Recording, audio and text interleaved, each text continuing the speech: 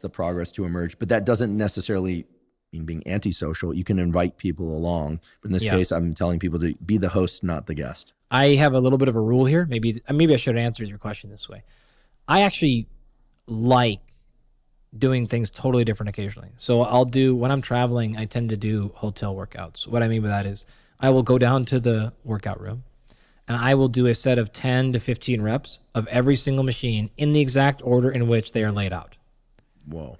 Just for the sake of fun. Like just for the sake of it's like the tarot card version of workouts. Yeah, totally, it's like whatever comes up, I'm going to make sense of it. Right? And you just move. Yeah. And those are typically things of like, I just want to move a little bit for jet lag and other sort of purposes, right? That's often like, I wasn't going to get to work out today. And so now I'm going to do something to feel great. I don't travel that much though. So it's not really throwing my things off. I don't get a lot of free time. And so if I am traveling and I'm seeing someone I haven't seen in many years, or for the first time, I mean, we got to train together this week for the first time. Like, I'm not going to burn that opportunity. My rule is this though. I'm not going to do something that's going to cost me more than 3 days. So I'm absolutely happy to get out there and maybe tomorrow morning or tonight, we go do something fun that's off my schedule. I'm in 100%. I'm just going to down-regulate a little bit. I'm not going to maybe do as much as you or as hard as you or whatever. I'll do more than I should. But if it costs me tomorrow, it was worth the exchange. I don't have a world record I'm setting anytime soon. I don't have, I got many years. I'm happy to give up a couple of days of exercise to be a little sore than I need to be for the exchange of a lifetime memory. And this stuff is so important to me. This stuff lands as like true lifetime memories. Right? I can look back. Many of my fond memories from my life are training sessions with friends, whatever it is, like doing jiu-jitsu with somebody who's a world champion. You're just like, totally, whatever the thing is, right? You're like, that was really, really cool. Absolutely worth missing 2 days. If it's going to be more than 3 days, though, where like I'm going to be so wrecked I can't work out for 5 or 6 days, then I'm probably like, all right, that's kind of nonsense. Unless it's just like an opportunity where I'm like, I absolutely can't pass up. You know, so that's kind of how I think about it. That doesn't happen too often with me, though. Maybe once a month, and so I'm like, okay, I'm fine. I lost a day. Reality of it is, it's probably more like once a quarter that happens. So I don't really care. So you do want to balance joy and life. You don't want to be so rigid about your training program that it ruins and robs us experience. Physical activity should be fun. Your fitness and your training should be something that makes your life better, not some task you have to get done so that 75 years from now, you've hit some metric of who knows what. Just alone in your room with your training logs. Yeah. No, you want exactly. In all seriousness, I think you point to the richness of life, and you can draw these boxes like work, relationships, fitness, recovery, but the boundaries between those boxes are blurry because I should say I love training with people. I greatly enjoyed training with you this morning, not just because I was receiving so many useful tips. In fact, thank you. It's the first time I've PR'd in a number of things today. Yeah. Thanks to your input in the moment. That's an irreplaceable kind of gift, but mostly it's the gift of getting to train with a colleague and friend. So I want to underscore, highlight, and put an exclamation mark behind what you just said. Thank you once again and again for giving us so much interesting, clear, actionable, and at times somewhat counterintuitive information in order to build out an exceptional training program to meet any of, and in some cases, all of the 9 major adaptations that exercise can create toward aesthetic, performance-related, and health span, lifespan, aka longevity goals. It's really a treasure trove of information there. And I look forward to our next discussion about how to best recover from exercise, both within the exercise bout and between exercise bouts, and in the more macroscopic structure of a week, a month, a year. I can't wait. Yeah, I can't wait either. I love that topic, and I've got a lot to cover, so it'll be fun. If you're learning from and/or enjoying this podcast, please subscribe to our YouTube channel. That's a terrific zero-cost way to support us. In addition, please subscribe to the podcast on Spotify and Apple. And on both Spotify and Apple, you can leave us up to a 5-star review. If you have questions for us or comments or suggestions about topics you'd like us to cover or guests you'd like me to include on the Huberman Lab podcast, please put those in the comments section on YouTube. We do read all the comments. Please also check out the sponsors mentioned at the beginning and during today's episode. That's the best way to support this podcast. I'd also like to inform you about the Huberman Lab podcast free newsletter.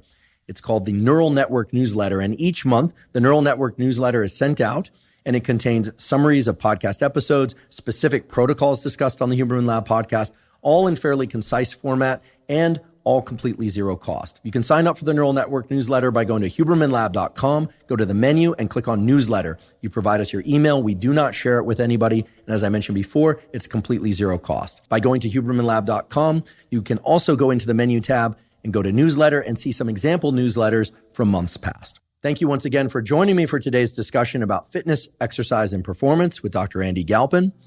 Safety first, always, and of course, but hot baths reduce cortisol.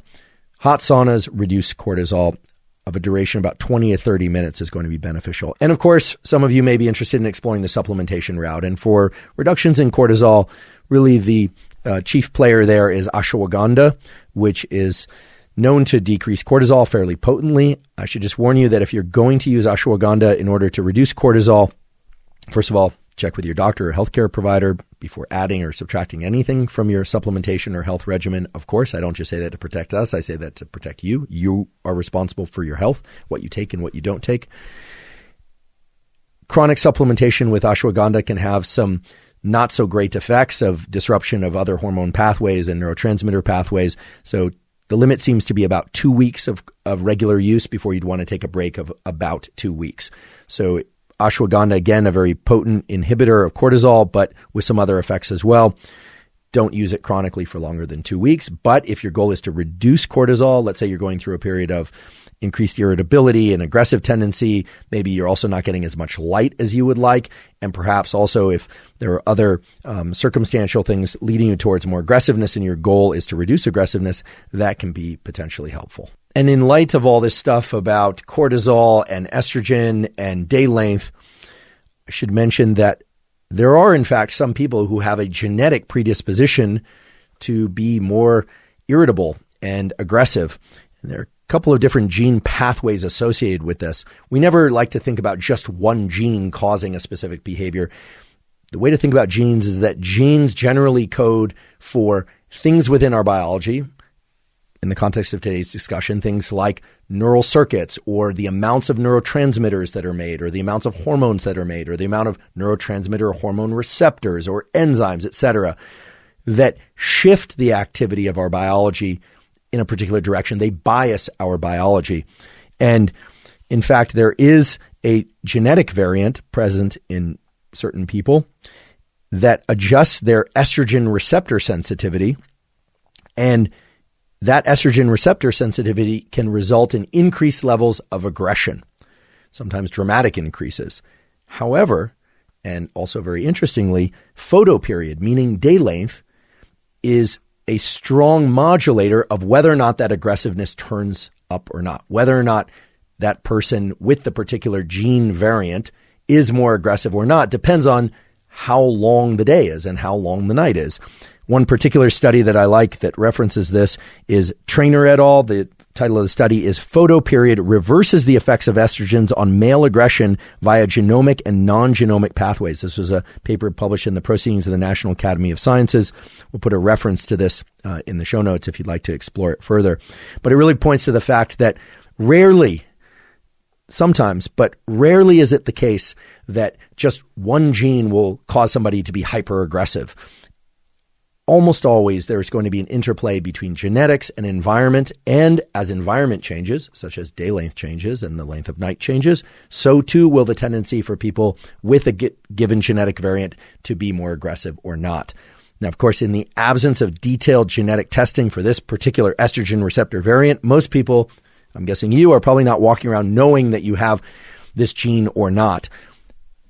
Regardless, I think it's important to pay attention to how you feel at different times of year, depending on whether or not it's summer, whether or not it's winter, whether or not you're getting sufficient sunlight, meaning viewing sufficient sunlight or not, whether or not you're getting sufficient sunlight exposure to your skin or not, whether or not you're indoors all the time. Generally, those things correlate with season, but not always. You can go through long bouts of hard work in the summer months when days are long, but you're indoors a lot and getting a lot of fluorescent light exposure late in the evening, and perhaps that's when you're feeling more aggressive. So we have to be careful about drawing a one-to-one relationship between any biological feature and certainly psychological or behavioral feature like aggressiveness. But it's, I believe, helpful to know that these genetic biases exist, how they play out. Again, they shift our biology in a general thematic direction. They don't change one thing. They change a variety of things that bias us toward or away from certain psychological and behavioral outcomes, and the various things that we can do in order to offset them. We described those earlier in terms of trying to keep cortisol low by getting sufficient sunlight regardless of time of year and regardless of whether or not you happen to have this particular genetic variant. So earlier I talked about how it is testosterone converted into estrogen that's activating aggression in the ventromedial hypothalamus, not testosterone itself. However, there are some studies carried out in humans that have evaluated the effects of testosterone and how levels of testosterone correlate with aggressiveness in the short term. I'm just going to detail a few of those studies because I think they are interesting and important.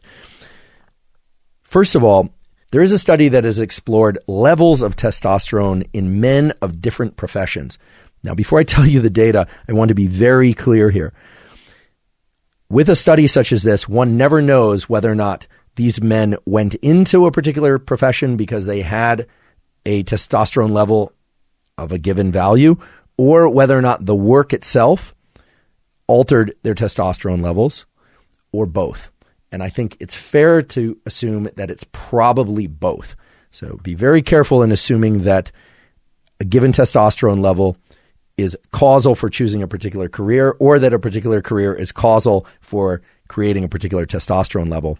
This study used salivary testosterone levels as the measure, which, to be fair, is not the best way to measure testosterone. Typically, blood draw would be the best way to measure testosterone, but nonetheless, provided the appropriate methods are used, salivary testosterone can be a reasonable measure of testosterone. The different occupations that were looked at were, and here they just looked at men in this particular study, were ministers, salesmen, they didn't say what particular types of salesmen, firemen, professors, of all things, physicians, and NFL players. And what they discovered was that the testosterone levels were essentially in that order from low to highest. So minister, salesman, fireman, professor, physician, NFL player. Now, we could microdissect all the different stereotypes and all the different features of each of these jobs. For instance, we don't know whether or not the fact that the firemen happened, at least in this study, to have lower testosterone levels on average than the professors or the physicians was because firemen have lower testosterone levels, or because they have a much more stressful job and their cortisol levels are higher than the professor or the physician. And cortisol and testosterone, not always, but generally are in somewhat antagonistic push-pull mode because they derive from the same precursor, et cetera. Typically, when cortisol is high, testosterone tends to be lower and vice versa. So we don't know what's causing these effects. And again, this is just one study and just 6 occupations.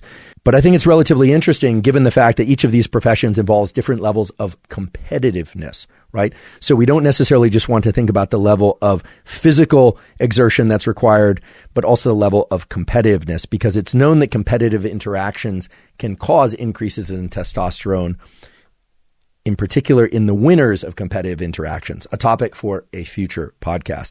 Meanwhile, studies that have analyzed also, again, salivary testosterone in prisoners, in this case, female prisoners, so these are incarcerated individuals, have looked at levels of testosterone according to whether or not the person committed a nonviolent or a violent crime in order to arrive in prison, and higher levels of salivary testosterone were related to those that had arrived in prison because of conviction of a violent crime as opposed to a nonviolent crime.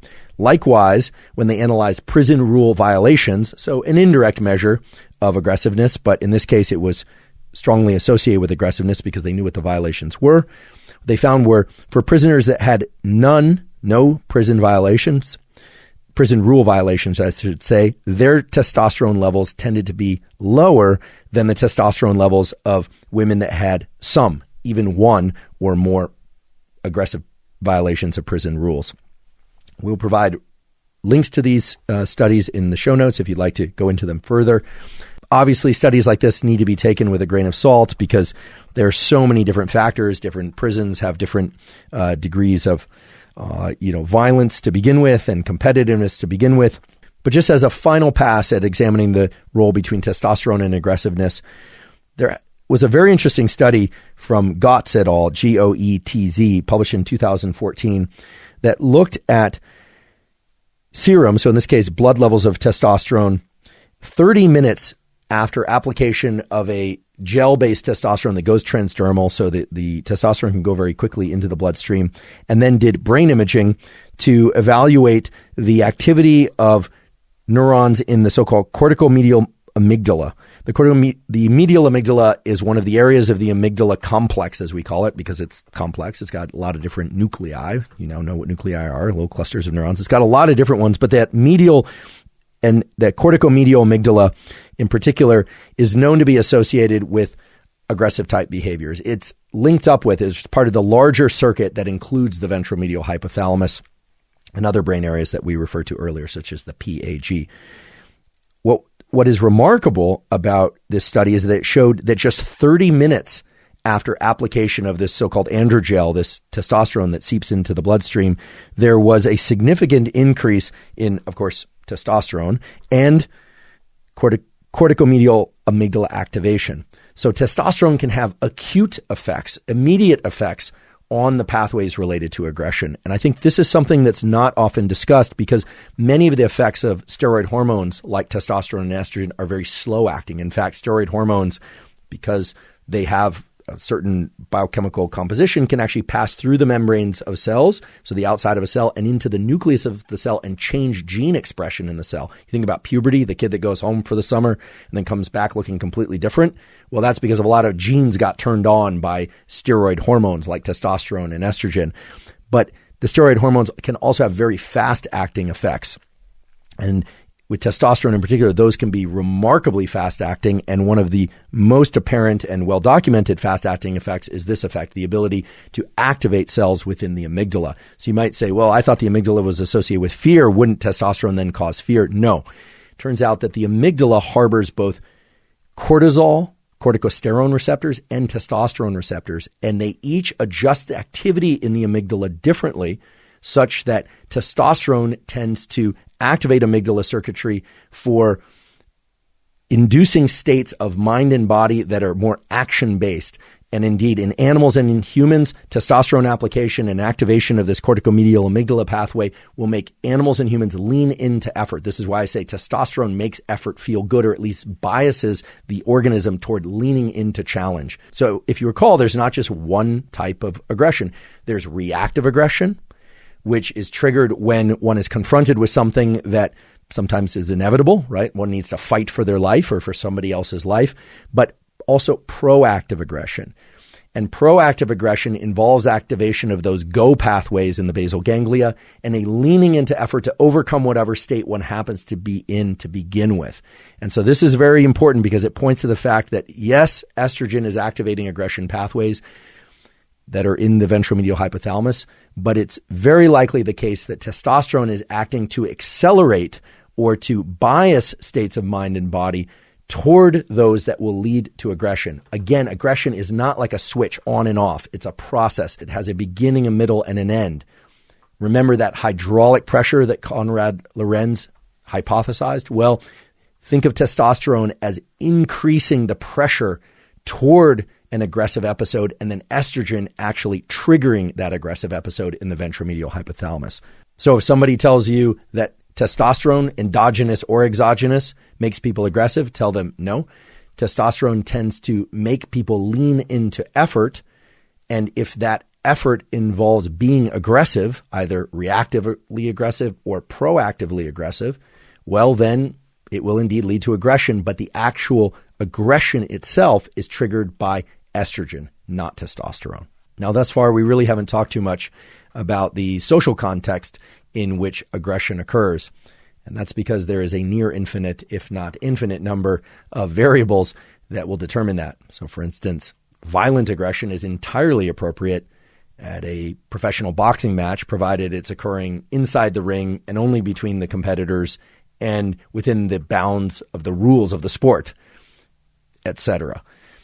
However, there are some things that tend to bias certain social contexts toward being more aggressive or less aggressive, and not always physical aggression. And those generally come in two forms that many of you are familiar with, which are alcohol and caffeine. Let's discuss caffeine first. Why would caffeine increase aggressive impulsivity?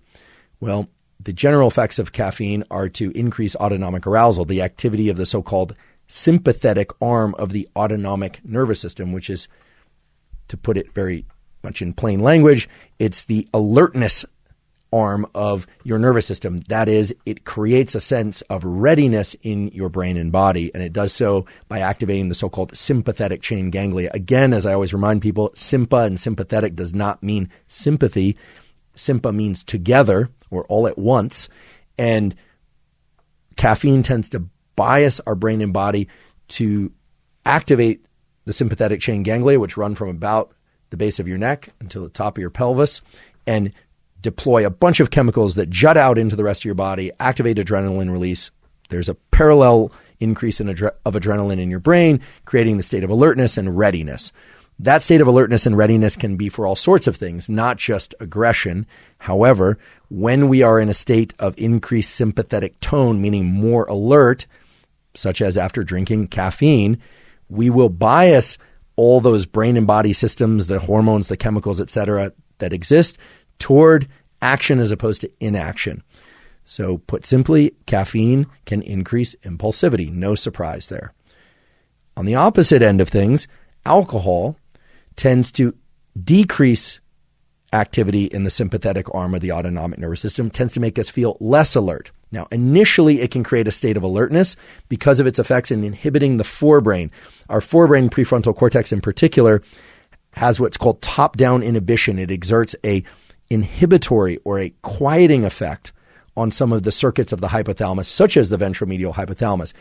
The way to conceptualize this is that your forebrain is able to rationalize and think clearly and to suppress behavior and to engage the no-go pathway. It's telling you, don't say that mean thing, don't do that violent thing, etc. Alcohol initially tends to increase our level of overall activity by reducing inhibition, not just in that forebrain circuit, but in other circuits tends to make us more active. We tend to talk more than we normally would, move more than we normally would, but very shortly thereafter starts acting as a sedative by way of reducing activity in the forebrain, releasing some of the deeper brain circuits that are involved in impulsivity, but also causing a somewhat sedative effect. And then, of course, as alcohol levels increase even further, people eventually will pass out, blackout, etc.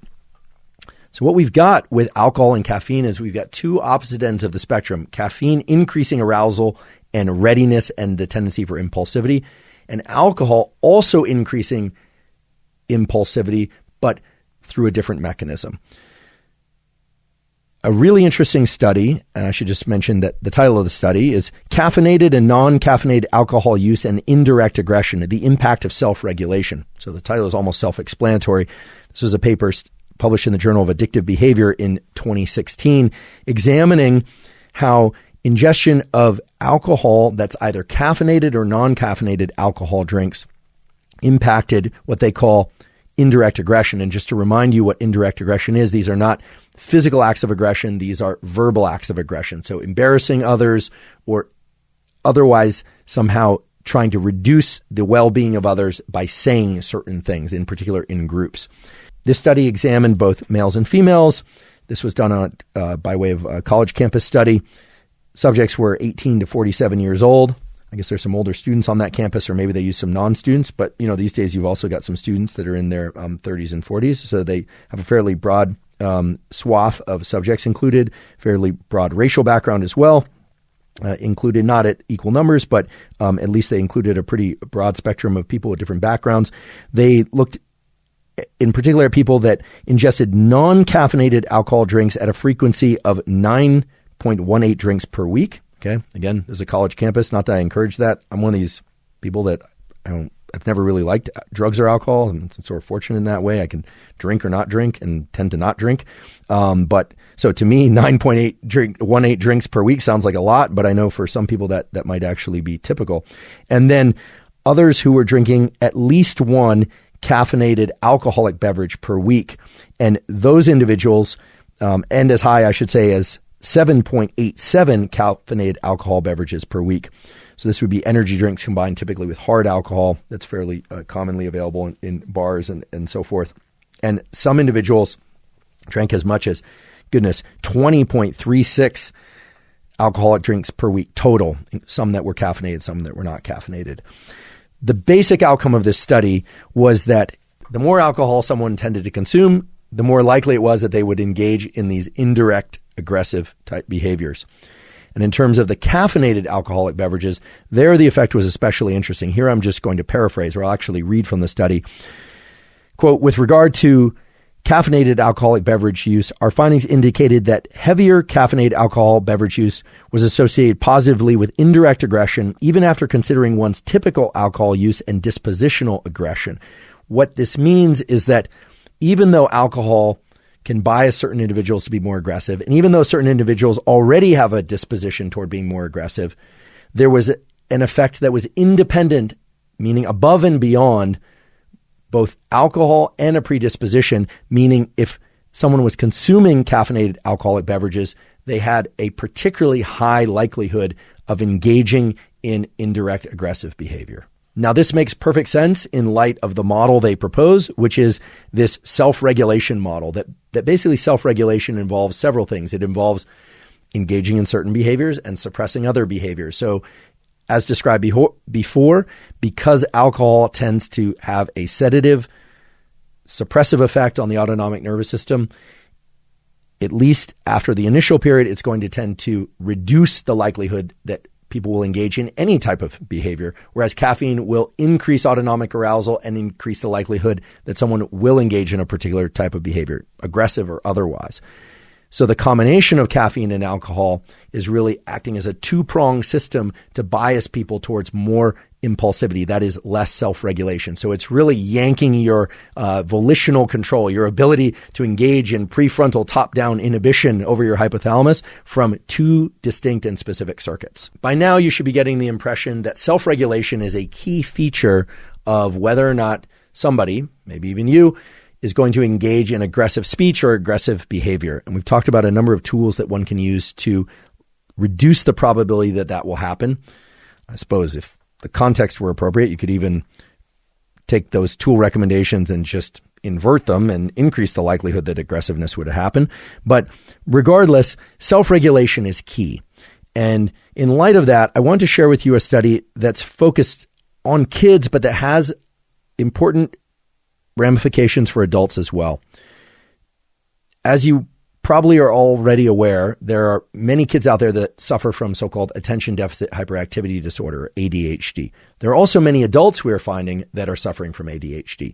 And there is also an epidemic, I would say, of people that are concerned about whether or not they have ADHD. Now, whether or not they have true clinical ADHD or not is not clear. We did an episode all about ADHD and tools for ADHD. I would encourage you to check out that episode and some of the diagnostic criteria.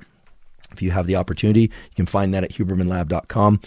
As this study I'm about to share with you aptly points out, there is no objective diagnostic marker of ADHD. There's no biomarker or blood draw or blood test for ADHD. Whether or not one has ADHD depends on their performance on a number of different cognitive tests and behavioral tests and self-report. In any event, the study I'm about to share with you explored how a particular pattern of supplementation in kids with ADHD was able to reduce aggressive episodes and impulsivity and increase self-regulation. And the title of the study is Efficacy of Carnitine in the Treatment of Children with Attention Deficit Hyperactivity Disorder. Even though they put carnitine in the title, that what they focused on was whether or not acetyl L-carnitine supplementation could somehow adjust the behavioral tendency of these kids with ADHD. And to make a long story short, indeed, it did. There was a very significant effect of acetylcarnitine supplementation on improving some of the symptomology of ADHD. A few details about this study that might be relevant to you. This was a randomized, double-blind, placebo-controlled, double crossover study. This was done as an outpatient study, so the kids weren't in a hospital. They were living out in the world. This, again, was done on younger kids, so this was 6 to 13-year-old kids that were diagnosed with ADHD. They received either acetyl L-carnitine or placebo, and they did all the good practice stuff that good researchers do of making sure that the placebo and the acetyl L-carnitine had similar look and taste. It was consumed twice daily after meals. I should just mention that acetyl L-carnitine typically is taken in capsule form or occasionally in injectable form. Here, they were using this as a drink, which is essentially the same as capsule form, but the powder is just going directly into liquid. And the carnitine dosage was 100 milligrams per kilogram. So they're doing this according to the body weight of these kids with a maximum dosage of 4 grams per day. The quantity of the medication was supplied, here I'm reading, for a period of 8 weeks, and every 8 weeks a new quantity of medication was supplied. So basically this is a fairly long-term study exploring behavioral outcomes and psychological outcomes in week 8, 16, and 24. They also looked at things that you could only get through a blood draw, so things like hemoglobin, hematocrit, red blood cell count, white blood cell count, et cetera. These are kids, and even if it were adults, they were quite appropriately examining a lot of the physiological measures that one would want to carry out to make sure, first of all, that blood levels of carnitine are increasing, and indeed they confirm that, but also that no negative effects are showing up in the physiology as well as the psychology of these kids. So first I'll just tell you the basic outcome of the study, which was, here I'm paraphrasing, given twice daily, carnitine appeared to be effective and well-tolerated treatment for a group of children with ADHD. They showed significantly abnormal behavior compared to these other boys. And now I'm moving to the table of results. They showed significant reductions in their so-called total problem score. The total problem score is a well-established measure of behavioral problems in kids with ADHD, and I should say adults with ADHD. It has to do with challenges in social and learning environments and how well or poorly an individual tends to perform, reductions in attentional problems overall, reductions in delinquency, and most important for sake of today's discussion, significant reductions in aggressive behavior. Now, what's especially nice about this study, I think, is that even though it's a relatively small number of subjects and certainly needs to be repeated in other studies and other laboratories, that they were able to confirm the shifts in L-carnitine within the bloodstream of these kids. That is, they were able to correlate the physiology with the psychological changes. You know, in studies like this, and frankly, in all studies of human pharmacology, you have to worry about effects that show up, not just because of placebo effects, but because of so-called off-target effects or related to things totally independent of the drug or the particular supplement that you happen to be looking at. To put it in the words of a great neuroscientist, unfortunately, he passed away some years ago, but he was a member of the National Academy, extremely accomplished neuroscientist, once turned to me and said, never forget, a drug is a substance that when injected into an animal or a human being creates a paper. Meaning you can see effects of pretty much any drug or any supplement in most all conditions. However, it is in cases such as this study where you can quite convincingly see that the particular feature of physiology that you expected to change actually changed. And you see a psychological outcome that you can gain much greater confidence that the changes in delinquency, in this case, reduced delinquency, improved attention, reduced aggressiveness, and so forth, was at least somehow related to the shift in blood physiology and levels of L-carnitine or acetyl L-carnitine and carnitine in the bloodstream of these children, as opposed to something else like L-carnitine going and affecting some downstream target that you have no knowledge of. Now, of course, that's still entirely possible, but I think studies such as these increase our confidence that things like L-carnitine can be used perhaps in concert with things like omega-3 supplementation, diets that are biased towards increasing more tryptophan and therefore more serotonin, obviously avoiding things like alcohol, and as it appears from the study I just described, reducing one's intake or not consuming any caffeinated alcoholic beverages. Seems like it would be a good idea if your goal is to reduce aggressiveness, to think about the hormone context and whether or not you tend to have higher testosterone and estrogen or lower testosterone and estrogen. Maybe even think about the work environment, whether or not you are existing in a particularly competitive work environment, and even day length, time of year, and whether or not you're getting sufficient sunlight, whether or not you're avoiding light in the evening, and so on. So studies such as this, I think, are useful because they point to the fact that very seldom, if ever, will there be one supplement or one nutritional change or even one behavioral change that's going to completely shift an individual from being aggressive and impulsive, but rather that by combining different behavioral regimens, by paying attention to things like time of year and work conditions and school conditions and overall levels of stress and likely, therefore, levels of cortisol, et cetera, that you can use behaviors, diet, and supplementation as a way to shift that overall internal milieu from one of providing a lot of internal hydraulic pressure, as it's been called throughout the episode, toward aggressive impulsivity and relax some of that hydraulic pressure and reduce aggressive tendencies. So once again, and frankly, as always, we've done a deep dive into the neurobiology and the psychology of what I believe to be an important feature of our lives, in this case, aggression. I want to point out that in an episode in the not too distant future, I'm going to be hosting Professor David Anderson from Caltech University, who is the world expert on the neurobiology of aggression. In fact, he is the senior author on many of the studies related to the ventromedial hypothalamus that I discussed today. Our discussion will touch on aggression, of course.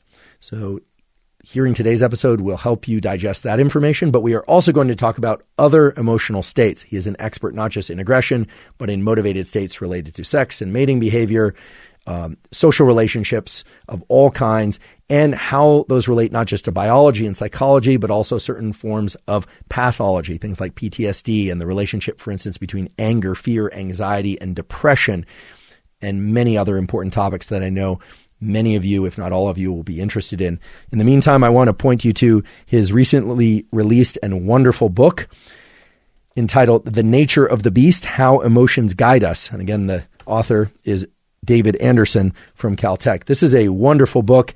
It serves as a tremendous introduction to the history of the study of these areas, the current science and discoveries being made in these areas, all made accessible to the scientist and non-scientist alike. It's a very engaging read, and so much so that even though he was gracious in sending me a copy, I also purchased myself a copy to give to somebody who is a therapist, and I've purchased another copy to give to a high school kid that I mentor because he's very interested in the neuroscience of emotions, and I think we are all interested in emotions, not just fear and some of these negative states, not just aggression, but also the positive emotions of our lives. And so The Nature of the Beast, How Emotions Guide Us by David Anderson is a wonderful read. I can't recommend it highly enough. If you're learning from and or enjoying this podcast, please subscribe to our YouTube channel. That's a terrific zero-cost way to support us. In addition, please subscribe to our podcast on Apple and Spotify. And on Apple, you have the opportunity to leave us up to a 5-star review. Also, if there are any episodes of the podcast that you particularly like, please share them with others. And if you have suggestions about particular guests or topics that you'd like us to cover on the podcast, please put that in the comment section on YouTube. We do read all those comments. Please also check out the sponsors mentioned at the beginning of today's episode. That is the best way to support this podcast. We also have a Patreon. It's patreon.com/Andrew Huberman. And there you can support the podcast at any level that you like. During today's episode and on many previous episodes of the Huberman Lab podcast, we discussed supplements. While supplements aren't necessary for everybody, many people derive tremendous benefit from them for things like improving the transition time and the quality of your sleep, and improving alertness and focus, and so on. Anytime you're considering taking supplements, there are several key considerations. First of all, those supplements should be of the very highest quality, and you want to make sure that what's listed on the bottle is actually what's in the bottle, which is a problem for many supplement companies out there. The Huberman Lab podcast is pleased to announce that we are now partnered with Momentous Supplements because we believe Momentous Supplements to be of the very highest quality of any supplements out there. And we've been working very closely with them in order to direct them to create supplements that are individual ingredient supplements of the particular quality and sources that we would like to see and that relate to the science and studies covered on the Huberman Lab podcast. If you'd like to see some of those supplements, you can go to livemomentous.com/Huberman, and there you will see some of the supplements that we've talked about on this podcast before, such as magnesium threonate for augmenting sleep. things like L-tyrosine for augmenting dopamine, and things like L-carnitine, which we've discussed on today's podcast. Right now, the list of supplements and the products that are there is only partial to what will soon be included in the future. So that's an ever-expanding catalog of, again, what we believe to be the very highest quality supplements available to you. For those of you that are interested in behavioral, nutritional, and supplementation-based tools for neuroscience and other aspects of your biology that impact your health and performance, we have a newsletter. It is a zero-cost newsletter. It's called the Neural Network Newsletter. You can go to hubermanlab.com, and there in the menu, you'll find the Neural Network Newsletter sign up. You can just put your email. We do not share your email with anybody else. You will also find examples of the newsletter that you can download right away without having to sign up and decide if signing up is right for you. And if you're not already following us on Twitter and Instagram, we are Huberman Lab on both Instagram and Twitter. And at both places, I describe science and science-based tools, some of which overlaps with the content of the Huberman Lab podcast, but much of which is distinct from the content of the Huberman Lab podcast. Once again, thank you for joining me for our discussion about the biology, psychology, and actionable tools around aggression. And as always, thank you for